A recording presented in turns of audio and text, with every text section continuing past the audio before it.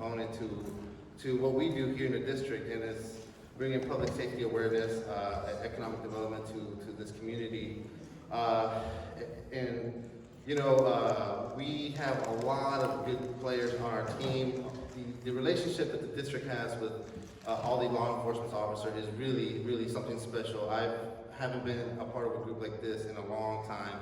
So that's why I am so passionate about getting you guys together and having this open table discussion with law enforcement, because we really want to know what's happening in your communities. So thank you so much for being here. It means a lot. So today our sponsor is SentriForce, and with SentriForce we have Mr. Burke Yates, who's the Executive Vice President. I'm going to turn it over to him, and he has a few words for us.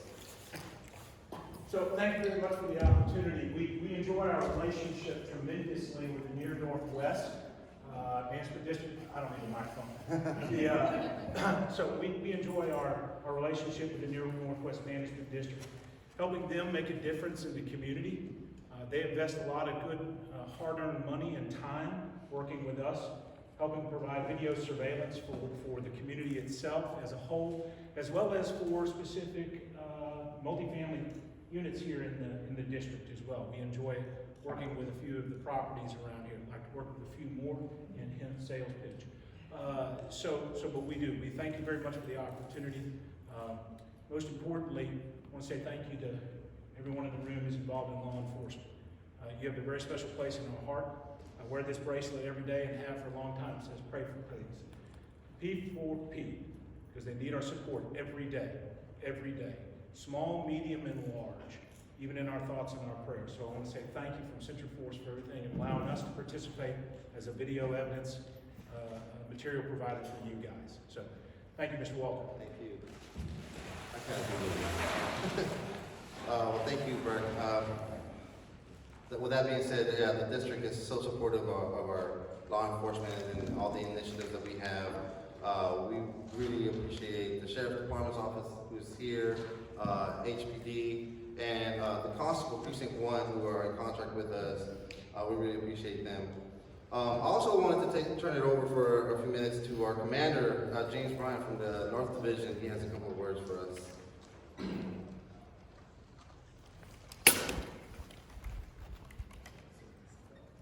Good afternoon. I'm James Bryant. I have the pleasure and I'm the commander of the North Division. I have the honor, that's the word I'm looking for, the honor of being the commander of the North Division of HPD. So,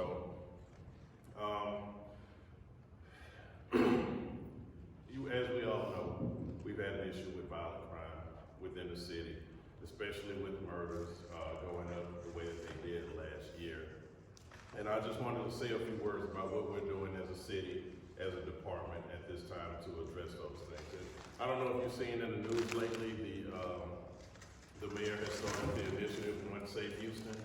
If you're interested in what this program is, you can look at it, look it up on, you can Google it and you can get all of this information. But in a nutshell, pouring a lot of resources, I think about close to $45 million into the public safety sector of the city to help us fight this violent crime. As the commander of North Division, it affects us specifically because the mayor is committed to have 125 extra officers per day on the streets of the city of Houston. Now that's the entire city, but North is also a part of that as well. So we have an overtime program where we're staffing overtime slots each night during the most active times of the night, between 6 p.m. and 3 a.m., which is when most of the crime happens. And we deploy those units to the most violent areas, and it's not one of those things where it's going to be the same areas throughout the whole program. We're going to go to where the crime is. That's why it's most important for everyone to report the crime in that area, because it's going to be data driven. So if you have crime going on in your area, we have to have that information to collect to be able to deploy our resources effectively. If you have issues in the area, please, this is the time to let us know as we're deploying these resources. And in respect for much time here. I'll be available after the meeting if you have any questions about the program, but at this point, thanks for having me.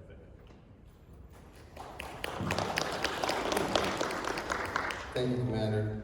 We really appreciate all the efforts. I want to say something about the North Division as well. All the officers we have the pleasure of working with, it's really just something out of this world for me, especially with Lieutenant Salazar. She is just so bubbly and eager to work with us, and anything we do she's gung-ho about it, so really appreciate it. And I also want to thank Tina DeForest, who's with the Houston Apartment Association. Thank you for being here today. All right, moving on to our keynote speaker. Today we have our Assistant District Attorney Jim Leitner, who is going to be talking to us about Chapter 125 and Section 8 home. So give it up for him.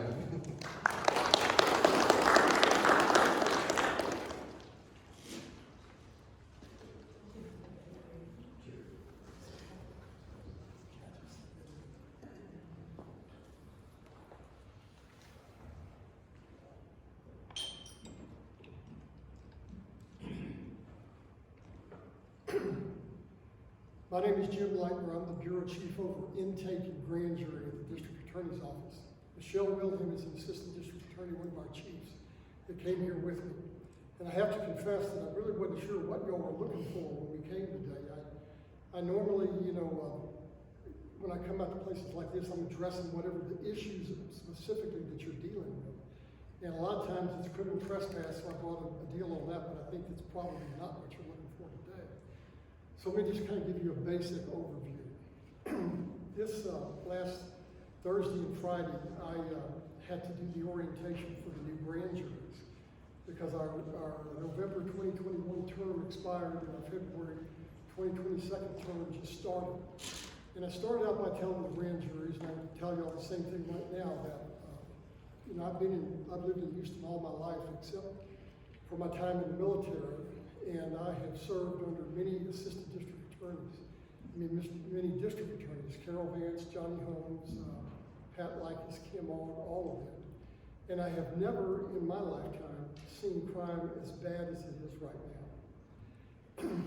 When I was getting ready to go talk to the grand jury, I just do what I do every morning. I come in at 6 o'clock and I get on ABC 13 and see what happened last night, so I know what I'm going to be dealing with today when I get the intake. And just give you an example, this is one day's headlines. Child shot in road rage incident when family was on the way to a grocery store. This happened at 9 p.m. on Fondren. 13-year-old shot multiple times outside a grocery store in Southwest Houston. This happened at 4:20 p.m.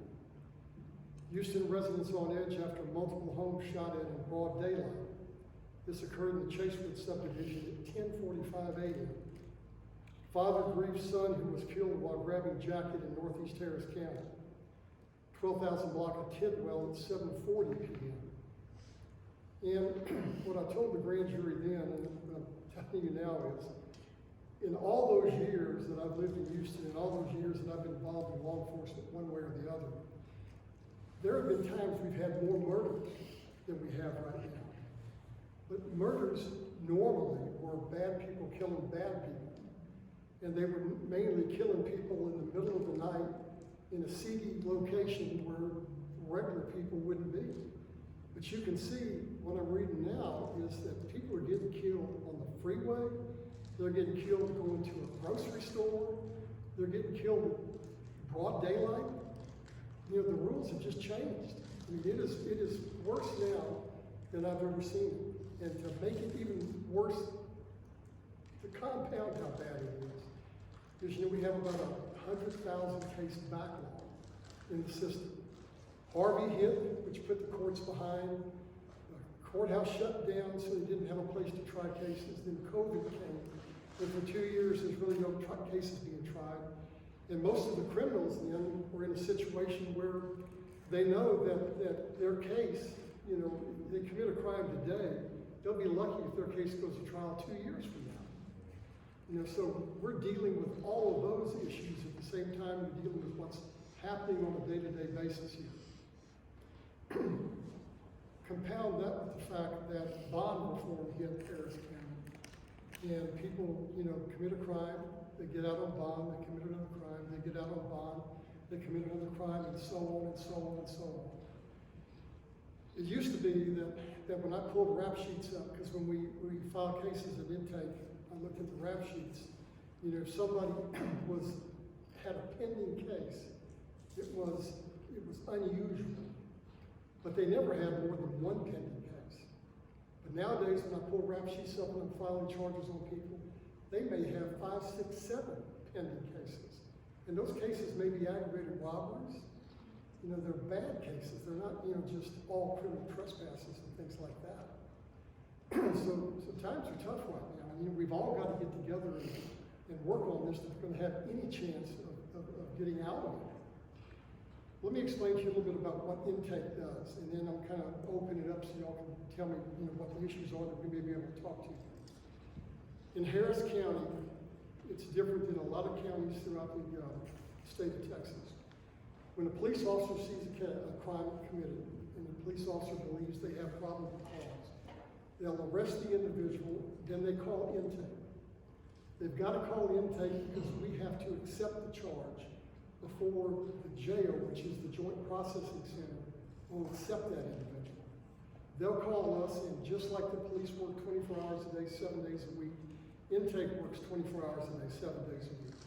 They'll call us and they'll tell us what they have.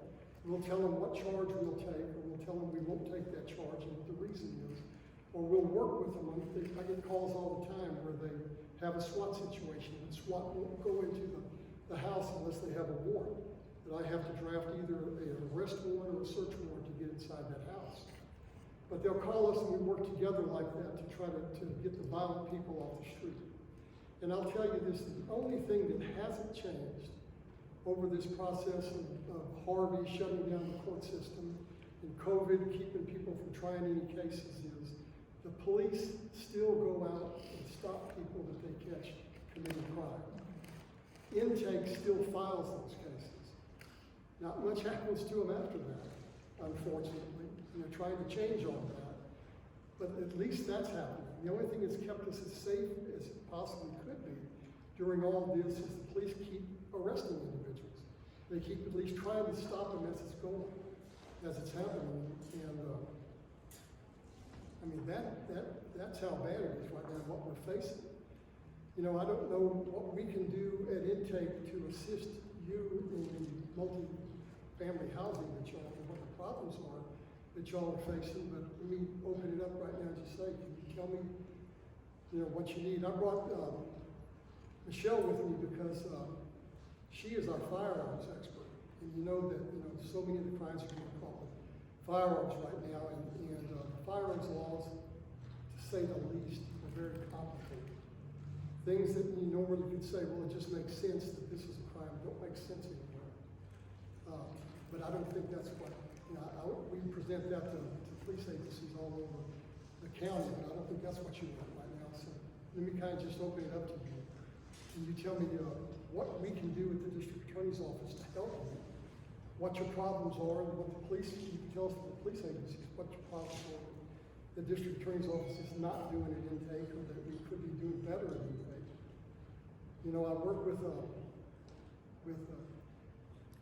Chief Skiller, I work with Chief Slinkard, I work with Chief Fenner, I work with, I guess, Chief Harden now, on a lot of the different issues that happen. But I don't really get much of a chance to go out to the local communities and see what problems you're dealing with here, other than the problems I see with all the cases that are coming through.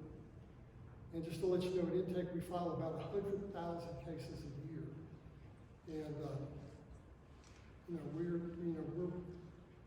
pressed to be able to get those cases out. Our people that work there filing, and when the officers come in and say, we're putting 120 officers on the street with all this overtime, I just know that means a wave of more cases are coming to intake. You know, and we'll deal with that because we'd much rather see that happen than the alternative. But if y'all have any questions or you have any issues that maybe I could work with you on or tell me about.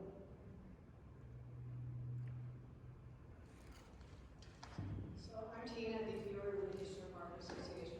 So I'm really glad to hear that our apartment managers and properties out here don't have any issues, because that's great. Because everywhere else I go hell on earth for you guys. So now is your time to speak up. You've got somebody living in here, and if you're having car theft, B&B issues, you're having criminal trespass, you're having domestic violence, you're having murders, you're having break-ins, apartment break-ins, you're having squatters, now's the time to speak up. I have a question. So we have almost all of that. We're the Life at Grand Oaks. We used to be Linda Vista. So we have just a little bit of everything. The thing, I understand how backed up the log is. I don't know if there's really an answer to the issue that we're having, because the same people we see doing the things over and over is the same issue that the officers are having, that, you know, they arrest them, they don't press charges, and then they continue doing the same thing, which is then you get them and they have, you know, 6 different charges. So when it comes to things like, I don't know if is there a way to escalate it when it's somebody that, you know, they're criminally trespassed. You also know that you may have not caught them breaking into apartments, but you know this is the person that's been doing this. You've already trespassed them. The officers come, they try to arrest them, but then, you know, they can't get taken in. Is there any other way to work with that? Well, on criminal trespassing, which what I thought y'all's biggest problem was, that I was going to talk about today, those are the elements of criminal trespass. And, you know, a lot of times I go out to different meetings like this, and people will say, why does the district attorney's office not file criminal trespass cases anymore? Well, we file them just as much as we always file them.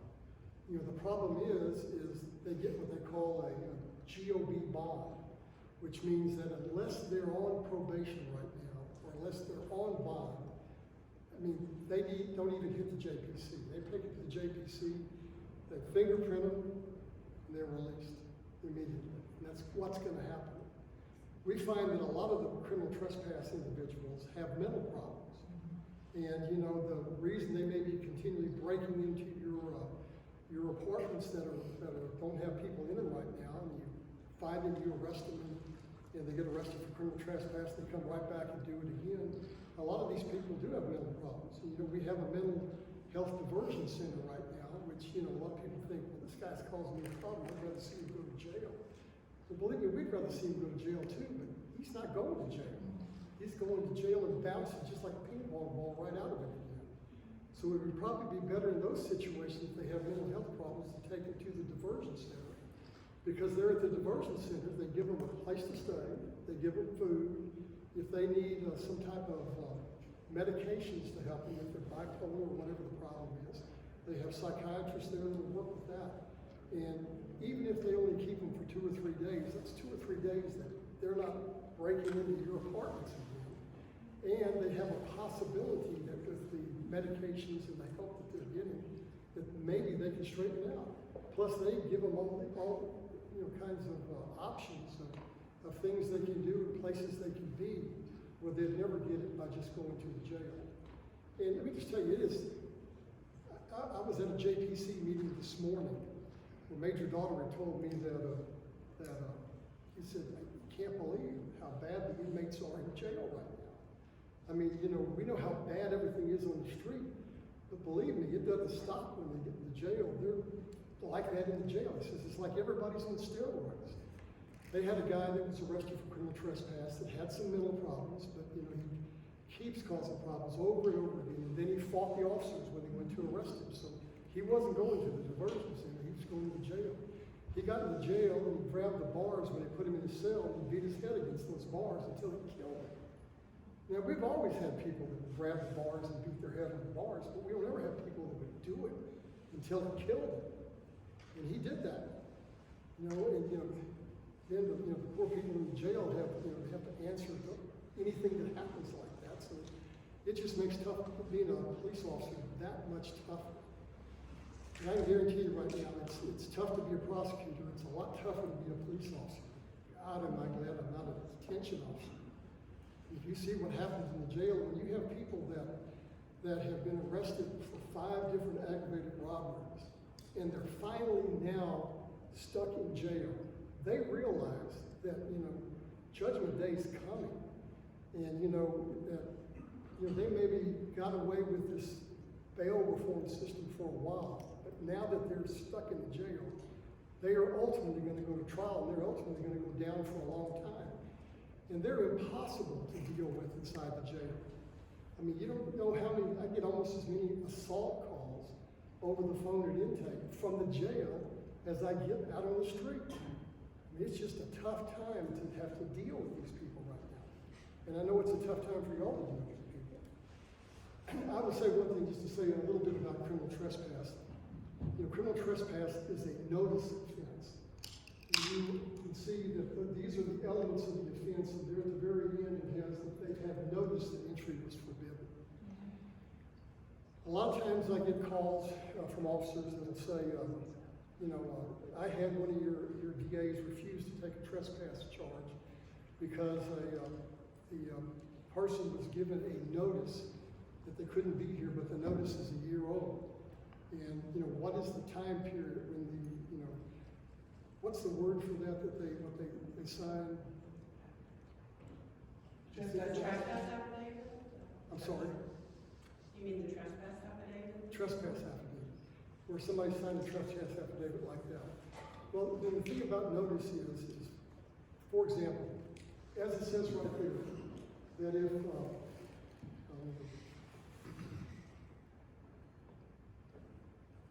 most trespasses are notices by this. Somebody breaks your window of your apartment that nobody's living in right now and goes in. It doesn't have to be kind of an affidavit on file. They don't have to tell them they don't have to do that. The fact that the apartment was locked up and the window was closed is the notice to them. If a person goes into the common areas of the apartment complex, that's a public area. I mean, you may not want them there, they may cause a lot of problems. But if they've never been given notice that they can't be there, you can't file them for criminal trespass. Those are situations we're talking about a public area that normally the public would have access to. If you're going to arrest somebody for trespassing there, they've got to have notice that we can prove in court that they couldn't be there. Prime example is the Galleria. Anybody can go to the Galleria, but that doesn't mean you can go to the Galleria and cause a lot of problems and keep going back to the Galleria. At some point, the Galleria has the right to say, you can't come here anymore. And when that notice has been given, we can arrest them for going in the Galleria. I mean, that's the only issues about that. On a trespass situation, you have to have the entry of the entire body. If you're talking about a burglary of a vehicle, all you have to have is the entry of part of your body or the entry of something. Like, for example, somebody takes one of those Slim Jims and is trying to open the car up and they stick it in through the window like that. As soon as they stuck it in through the window like that, they've committed a burglary of a motor vehicle. Whereas if you were talking about going into your apartment, your whole body has to get inside the apartment. What happens is when the officers call us at intake, they give us the fact situation. We have to make sure the fact situation fits to the elements of the offense. And that's when we choose what charge we can and we cannot file.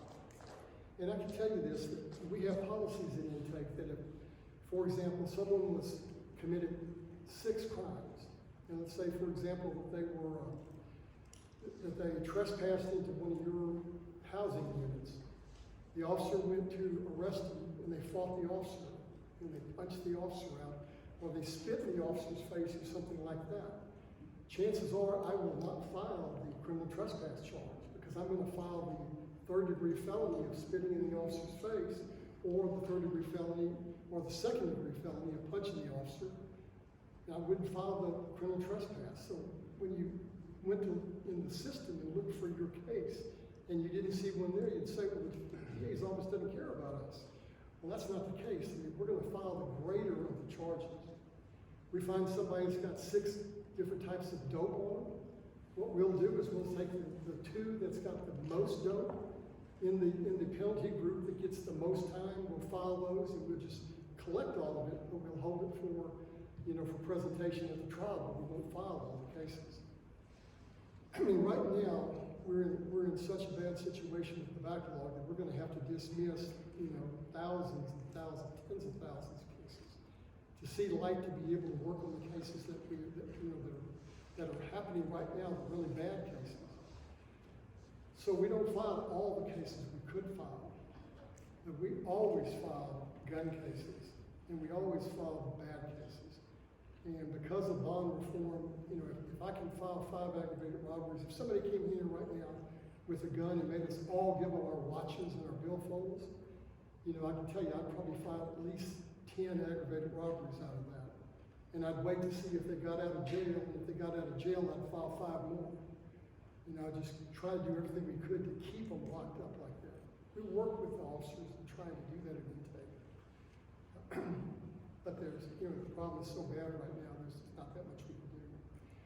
Somebody else have a question? How about law enforcement? Do y'all have any question, anything about dealing with intake that I can make better? Because all the people that work there work for me, and if they're not doing a good job, tell me, I can, you know.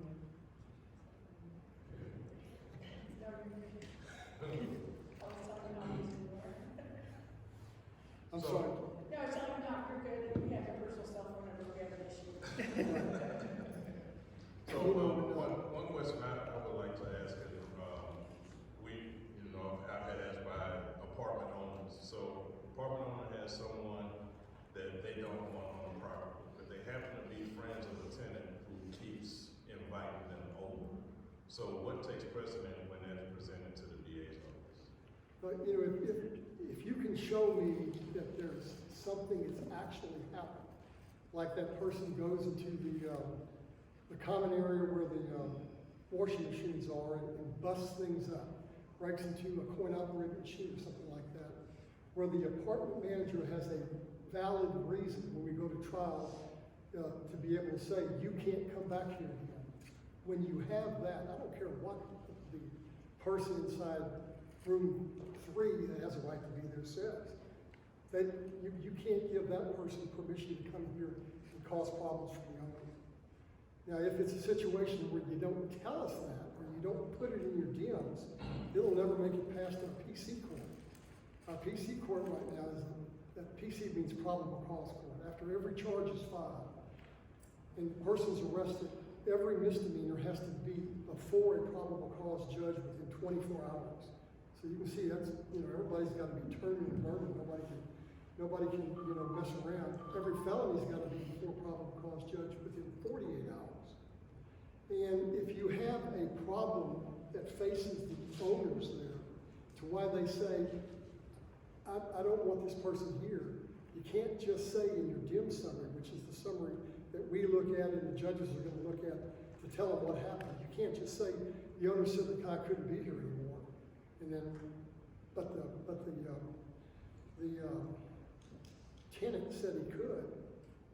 They'll find no PC every time that comes before them. You've got to lay out why the person said you can't be here. It all causes us to do a little more work, but if you really think about it, it makes sense. And that's just what you're going to have to do if we want to make sure that we keep those people out.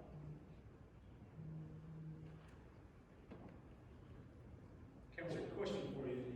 You laid out the fact that we've got a lot of stuff in backlog, 100,000 cases in backlog, and then perhaps one of the ways to help us to dismiss thousands of cases. What do you see the next 9-12 months looking like for the DA's office and to help clear out some of this stuff? And give us a little hope. I don't mean that badly, but just a little bit. Well, I can tell you this. I've got a son that is in law school right now. And if he was going to ask me, I would say, don't become an assistant DA. That's what I see for us right now. I don't see any easy way out of this. I mean, we are so far in the hole, you know, law enforcement and the DA's office with all these cases that there's just no easy way out of it. I mean, I think that we probably all got to get together and realize that, you know, there's probably 30 to 50,000 cases pending right now that are not, you know, violent crimes that we need to get to. But we need to get to the violent crimes first to get those people locked up in the penitentiary so we can deal with those other crimes. And if the courts are saying, hey, a case is a case, and we're going to do it time-wise, if you arrested this one today and you arrested somebody tomorrow, today's case has to go first. I think we're just going to have to gut up and get rid of a lot of those old cases. And if we can clear out enough of the new cases to where we can really daylight. As long as the statute of limitation hadn't run, we can go back and file some of those old cases. But other than that, and nobody's gonna wanna hear that, but I just don't see anything else we can do right now. When the courts are saying, hey, defendant A, even though he has a case of some unauthorized use of a motor vehicle, and defendant B has a aggravated robbery, the unauthorized use occurred before the aggravated robbery, so we're gonna try that one first. If they say they're gonna try that one first, we have to try that one first. So my position would be is get rid of some of those cases and try the really bad ones. I mean, you can think back right now in your mind about police officers who've been murdered and how so many of those cases haven't come to trial yet. That should have come to trial, a long time ago. But it's because the system is so backed up. And with COVID, nobody was trying anything. COVID didn't stop officers from being out on the street arresting people. COVID didn't stop intake from working. And COVID stopped everything else. I mean, people didn't come to the DA's office. People didn't come to court. It's just what happened. Hopefully that's gone away. And it probably didn't go away because our officials wanted it to go away. It probably went away because people at the rodeo said, we're going to have a rodeo this year no matter what. So all of a sudden COVID isn't here anymore. That's probably how that happened. Whatever. I think at least now can work on all those things. I think as long as everybody knows what everybody's problems are and we all try to work together on it, we can do our best to stem those issues. The people that continually keep breaking in, the people that break into your cars. I mean, for example, you go to a probable cause judge and you say, I've got a burglary of a motor vehicle, and I've also got a burglary of a habitation. And they're always going to say, well, I'm not really worried about the burglary of a vehicle. I'm worried about the burglary of a habitation, and that sounds reasonable. But if that burglary of a vehicle is a guy that went to Texas Children's Hospital and hit 100 vehicles in the parking lot tonight, and we finally caught that person, that may be a person that we need to put away before we even do the one burglary of a habitation. I mean, we've got all kind of problems like that we're dealing with. And it's so bad, I told the grand jury this. They all thought it was funny, but you really think about it, it's not funny. Home Depot and Lowe's get hit every day, all over and over again by people, I don't know how they can keep making enough DeWalt drills, DeWalt combo packs and Milwaukee drills and all that to have enough there for people to steal. But Home Depot has from what I'm told, a policy that, if it's less than $400, don't arrest them on the spot and fight them on the spot. Just make sure we can identify them and we'll do a 2B warrant and arrest them later. We got guys that go into Home Depot, grab the DeWalt drill, start out with it, and people start coming up and they go, it's less than $400 as they're running out the door. I mean, the criminals know exactly what the policies are, and they act like that. I mean, it's never anything like that. Somebody went in and shoplifted a drill bit at Home Depot in the old days. They got busted right on the spot and went to jail. But it's just not like that. There for a while, before you see the ATMs get a big iron bar welded across them so they won't move, people were going hitting ATMs, every night. We had an ATM inside the county administration building where Commissioner's Court is. But if they drove a truck through the front doors of the county administration building, stole the ATM, they put wood up, put a new ATM in, broke it again, stole the ATM again. I mean, it's gotten that bad, but when you think about it, if you can get $60,000 every time you steal an ATM, and you can get away with 4 of them before you get caught. I mean, how many people can make that much money, in 2 years, much less, 2 weeks? So, they figure that out, and they figure out where they can make money, where the soft spots are, and they hit it. Yes, sir? Have come out of order, but some of my career criminals are out on bail, and they commit trespassing,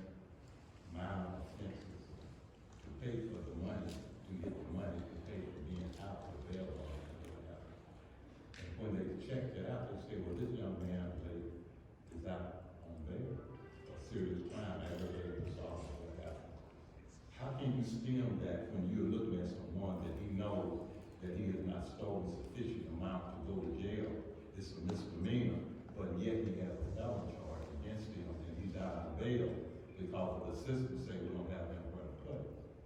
And that's my main concern. I don't think everybody is really bad, but when you get a lot of these misdemeanors and they know the rules and you let it go, he pawned it or what happened, he's paying for his deal, but he's a felon. And then you let him out on the beat because the system is broken or whatever. And I think more serious crimes should be, I guess I'm watching the news too much. He killed 50 people and he got on $50,000 bail. If he commits a crime, trespass and shoplifting, to pay for his jail for someone in prison, and then they check the record, say, oh, you can check on someone, so he's a bad person. Well, I can tell you this, the way the system is right now, if a person committed a capital murder and the judge was crazy enough to put him out on bond, and then they broke into your apartment complex and went inside, that case would be filed against them. But normally, we don't even have the right to make it go to a hearing before they bounce out when you hit the jail on these lesser charges. I mean, that's just the way it is right now. I mean, as you can see, I'm not a big fan of bail reform. And I will tell you that the bail needed to be reformed.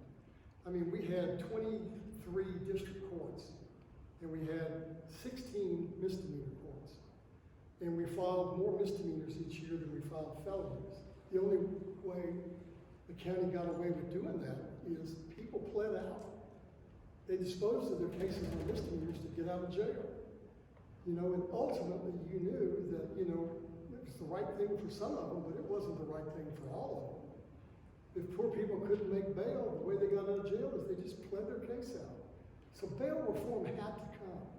But it seems like everything that comes, I mean, when the pendulum swings, it may be over here. Instead of it stopping where it's reasonable, it's got to swing way over here before it starts coming back, and then it goes way over there again. I mean, that's what happened with bail reform now. It's just gotten out of hand, and it's made life more dangerous for all of us. But there has to be some in between on that. Yes, sir? You just said there are 23 criminal district courts in Harris County. There's 20, I think there's 24 now, plus we have a bunch of specialized courts. We have emergency. And all 24 of those judges are elected officials? All of those are, yes. The specialty courts aren't elected. Like when we have emergency courts, they're usually retired judges that come back to the emergency courts. But we still only have 16 misdemeanor courts. So, I mean, if what your problems are dealing with these misdemeanors that happen over and over again, now we have misdemeanors where everybody's out on bond.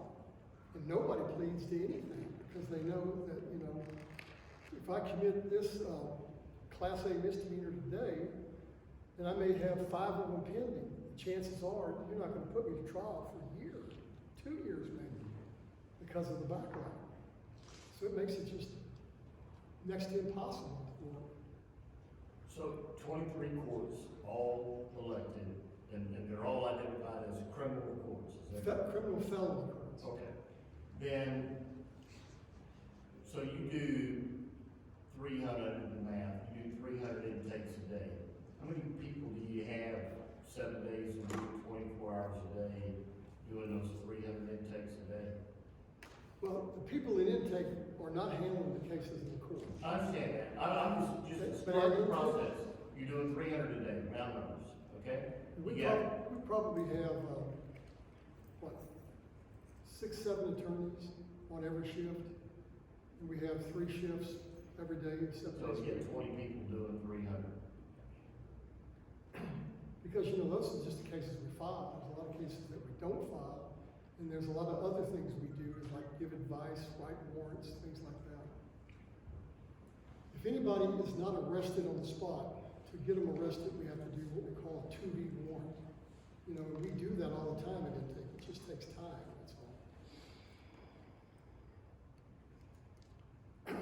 the most important thing I can say to everybody is, support your local police officers.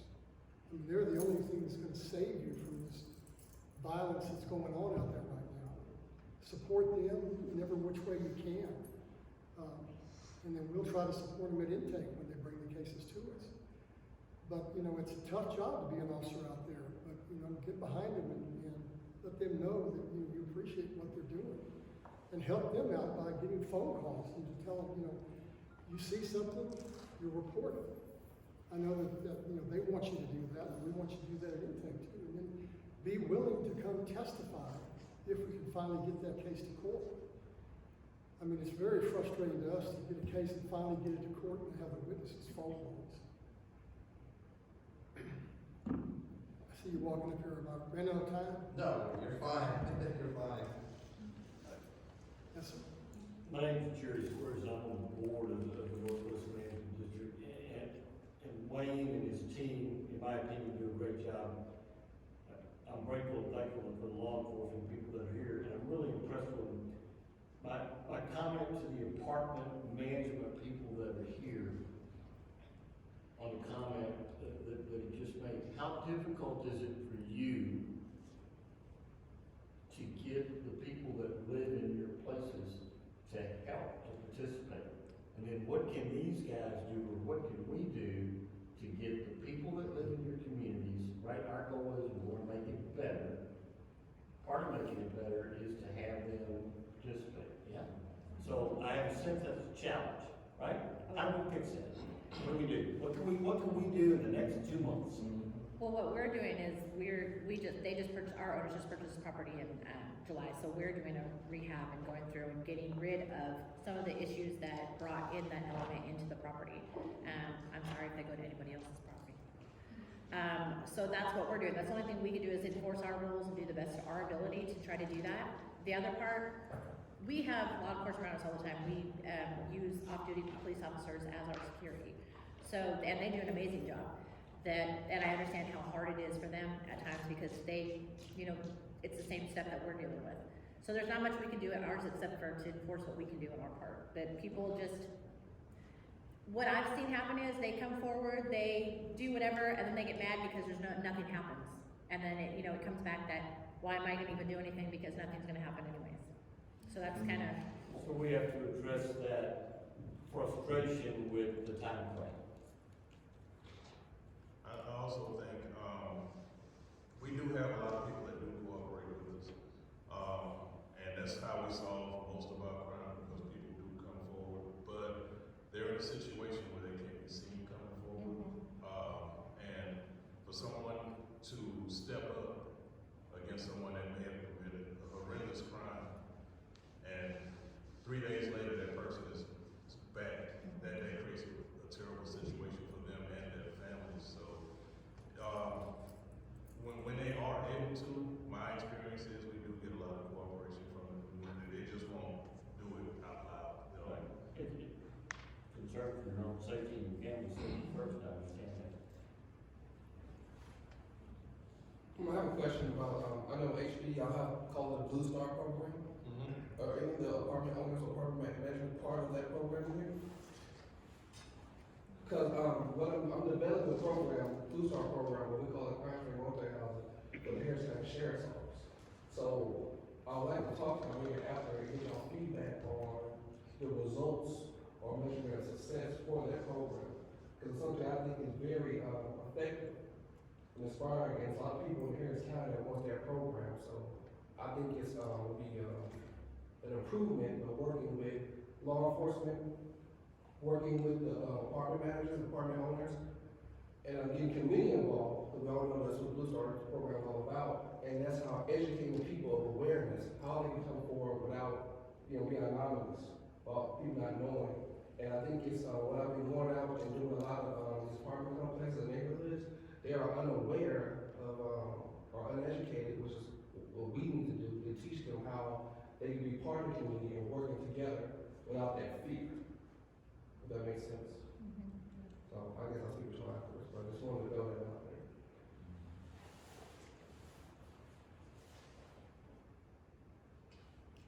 I know this, I've got 8 kids, And the difference today, some of my kids are still not that old. I got one that's in the University of Texas A&M. But like, I always told my kids, don't take drugs. I mean, it's wrong and it's illegal. But today, I would tell my kids, don't take drugs, it's wrong, it's illegal, and it could cause your death.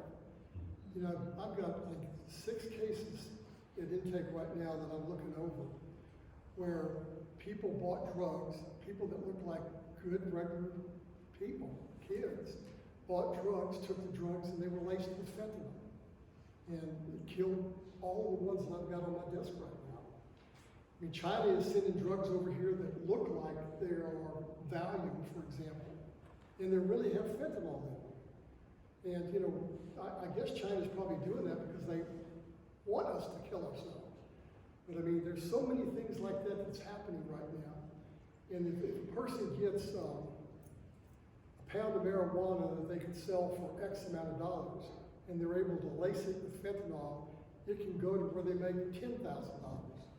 So they're doing that, but they just don't have the knowledge to know how much does it take to get high, and how much does it take to die. And it's a hit or miss proposition. So I mean, nowadays, you tell your kids, don't go get gas after dark. I mean, I tell my wife, don't get gas after dark. I don't get gas after dark. And I tell kids, don't take any kind of drugs because you're never going to know what's in there. And you might say, well, I could look at this and it says it's an aspirin. So well, you better get it out of a bare bottle that was sealed when you bought it at the store, and not from somebody handed it to you, because otherwise you don't know what it is. With the juggings that go on and the things that go on right now, you've got to be really careful. You've got to look everywhere you go. You've got to be cognizant of everything that's around you. And if you see something that doesn't look right, stay away from it. I mean, that's the only thing you can do. That's about the best advice I can give, because by the time it comes to intake, you're already way behind the 8 ball. That means you're a victim. We'll do what we can do to help you at that point. We're going to try to stop it from ever hitting you. I'll give you all intake's phone number. I'll give you my phone number. If you have something that's coming up and you don't seem like you're not getting the response from the DA's office that you should get, you can call. This is my direct line number, comes to my desk. It's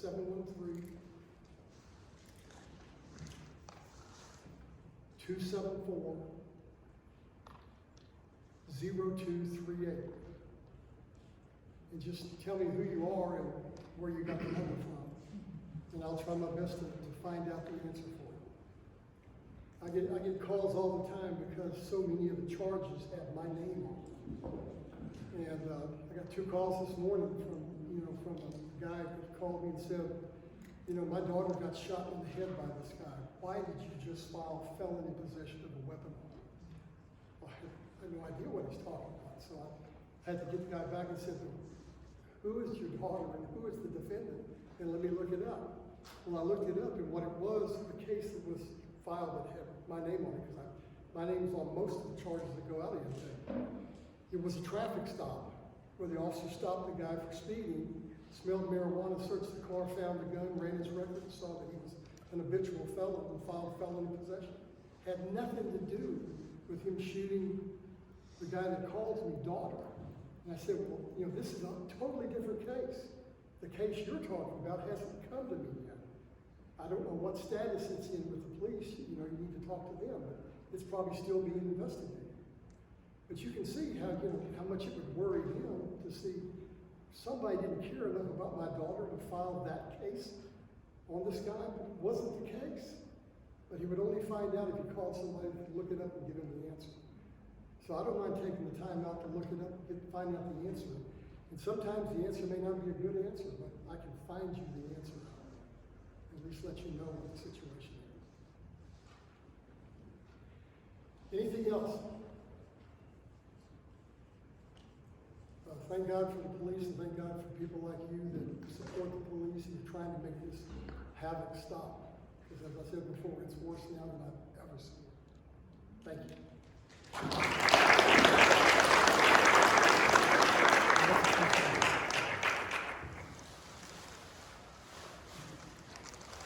All right, thank you, Counselor, for the presentation and information. It was good, it's great, thank you for being here. I wanted to take a moment to thank every single one of you guys for being here as well. I wanted to also say, please invite somebody for our next meeting. If you have a property across the street that you may have a relationship with that manager, that owner, please invite them next time. We might have a gift for you waiting for you. If let me know, and we can certainly accommodate. Also, I wanted to know, was this better having it a lunch meeting as opposed to a breakfast meeting for you guys? Yes? Okay, unanimous. Awesome, well, thank you so much for being here. Again, Counselor, thank you for your time. Thank you all of the law enforcement agencies for being here. And we have plenty of food left over, so make sure to take some home with you guys. And thank you so much for being here. All right, y'all have a great day.